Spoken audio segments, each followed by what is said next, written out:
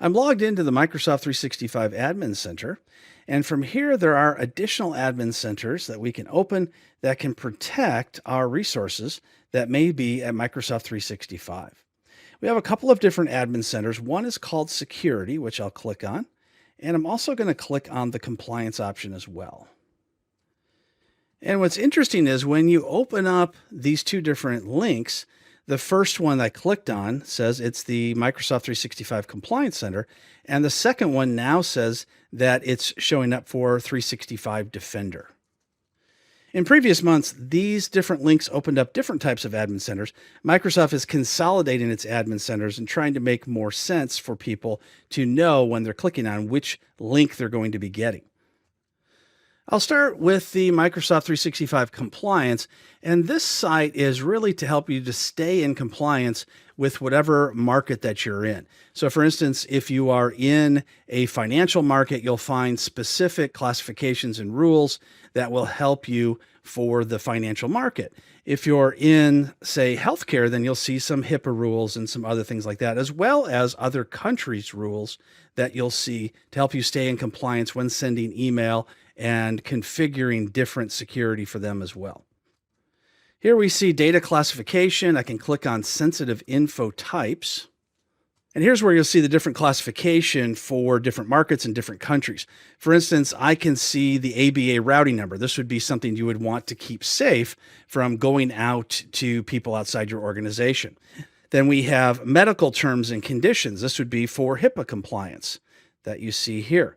Then we see other countries such as Argentina, Australia, and others. You can just go down the list. There are dozens of different countries along with their various rules for compliance.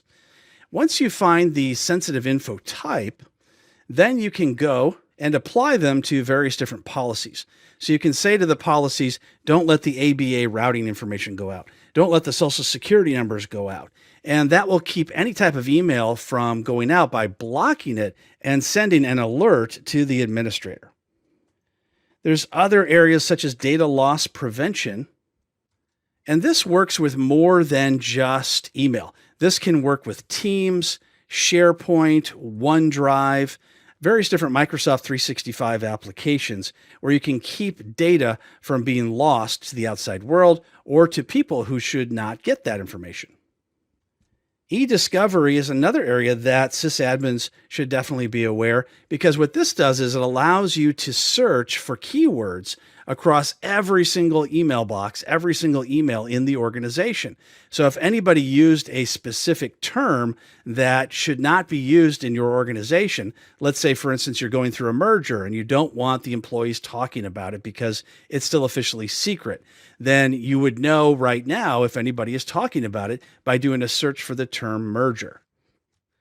If we go to the other tab where we have Microsoft 365, for Defender, then we see some other options that we didn't see in the other tab. And that could be things like custom detection rules, incidents and alerts, a secure score to see how secure you are. In this case, we can see my security score is only 38%, which is not very good. And that's because I didn't apply very many rules to keep my users safe. I may not have the safe attachments rule set up properly to block attachments from getting to my users that may not be safe.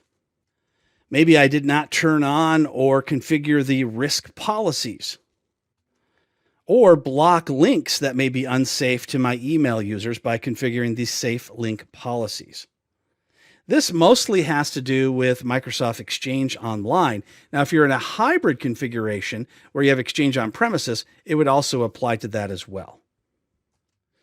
The Security and Compliance Admin Center and the Microsoft 365 Defender Anti-Malware Admin Center are two sites that should be thoroughly reviewed and configured if you use any Microsoft 365 applications, such as Exchange Online, Teams, or SharePoint.